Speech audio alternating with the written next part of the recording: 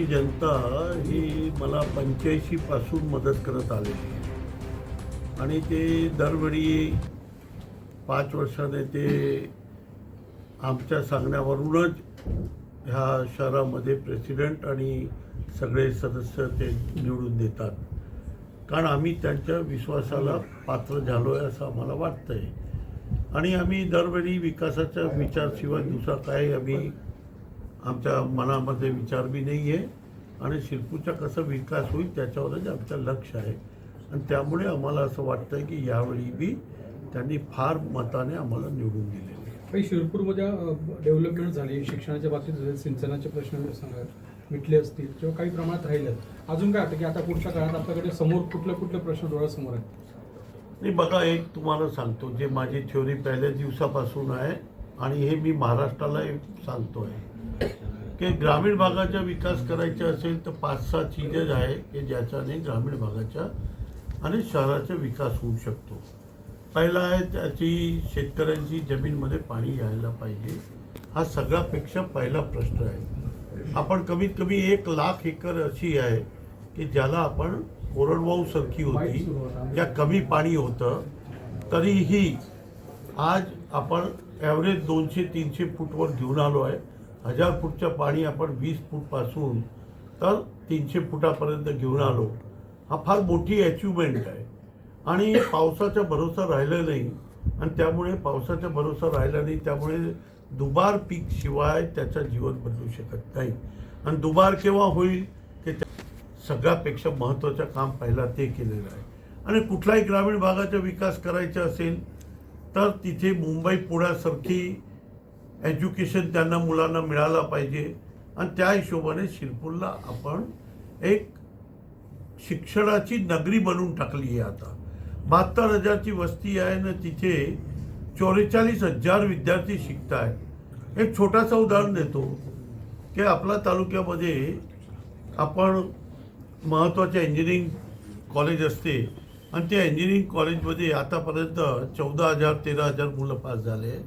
त्याच्यामधून शिरपूर शहर आणि तालुक्याचे 5,500 मुलं पास झालेले, 6,000 मुलं पास झालेले.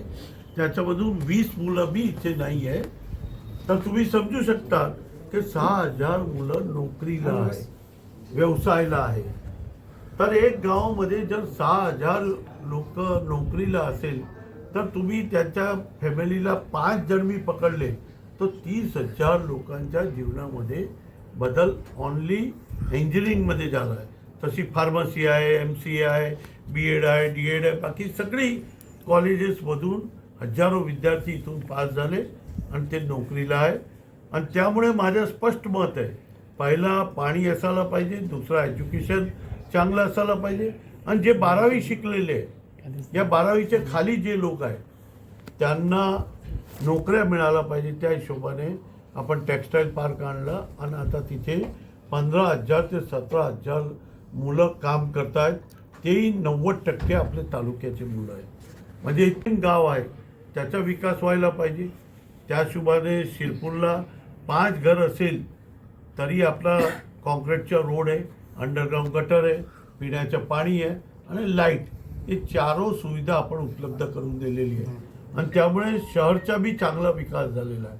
आणि 5वी गोष्ट जी आपण आता करायला चाललो आहे ते हॉस्पिटल, जे मुंबई पुण्याचं हॉस्पिटल हे शिरपूरला व्हायला पाहिजे.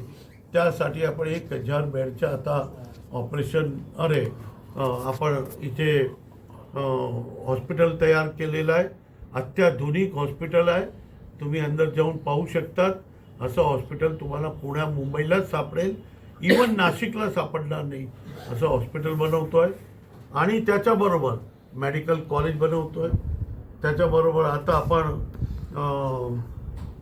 नर्सिंग कॉलेज बनवलेली आहे. त्याच्याबरोबर आपण आयुर्वेदिक कॉलेज बनवतो आहे आणि आयुर्वेदिक कॉलेजबरोबर तिथे आयुर्वेदिक हॉस्पिटल बनवतो आहे. परत आपण होमिओपॅथिक कॉलेज आणि हॉस्पिटल बनवतो आहे. मतलब पूर्ण तालुक्या म्हणजे